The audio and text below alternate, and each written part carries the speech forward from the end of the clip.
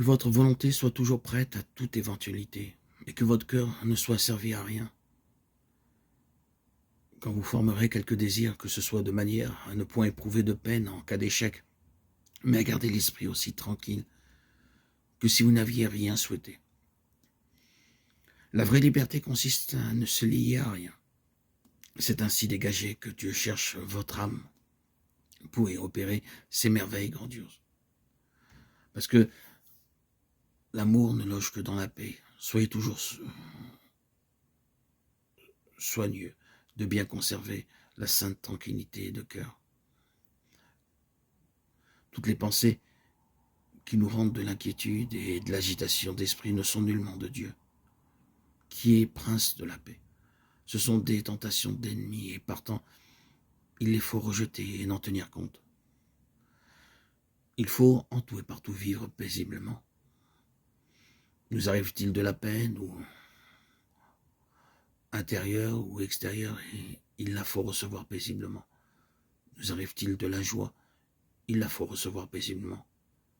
Sans pour cela tressaillir, faut-il fuir le mal? Il faut que ce soit paisiblement, sans nous troubler, car autrement, en fuyant, nous pourrions tomber et donner loisir à l'ennemi de nous tuer. Faut-il faire du bien? Il le faut paisiblement. Autrement, nous ferions beaucoup de fautes en nous empressant, jusque même à la pénitence. Il la faut faire paisiblement. Faisons 3 choses et nous aurons la paix. Ayons une intention bien pure de vouloir en toutes choses l'honneur de Dieu et sa gloire. Faisons le peu que nous pourrons pour cette fin-là, selon la vie de notre Dieu. Laissons-lui le soin de tout le reste. Qui a Dieu pour objet de ses intentions et qui fait ce qu'il peut, pourquoi se trouble-t-il? Qu'a-t-il à craindre? Non, non, Dieu n'est pas si terrible à ceux qu'il aime. Il se contente de peu, car il sait bien que nous n'avons pas beaucoup. Et sachez que notre Seigneur est appelé prince de la paix en l'Écriture, et que partout où il est le maître absolu, il tient tout en paix. Il est vrai néanmoins qu'avant de mettre la paix dans un lieu, il y fait la guerre, séparant le cœur et l'âme de ses plus chères familières et ordinaires affections, c'est-à-dire l'amour démesuré de soi-même, la confiance de soi-même, la complaisance en soi-même, et semblable telle affection.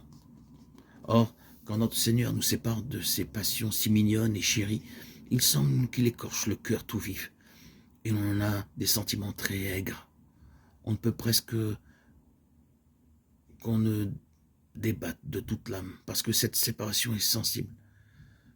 Mais tout ce débattement d'esprit n'est pourtant pas sans paix, lorsqu'enfin accablés de cette détresse, nous ne laissons pas pour cela de tenir notre volonté résignée en celle de notre Seigneur, et la tenons là, clouée sur ce divin bon plaisir, ni ne laissons nullement nos charges et l'exercice,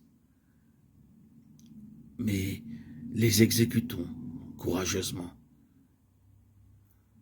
dans la paix que Dieu nous prodigue, dans la soumission, l'humilité et l'obéissance. Ainsi, nous obtenons la paix.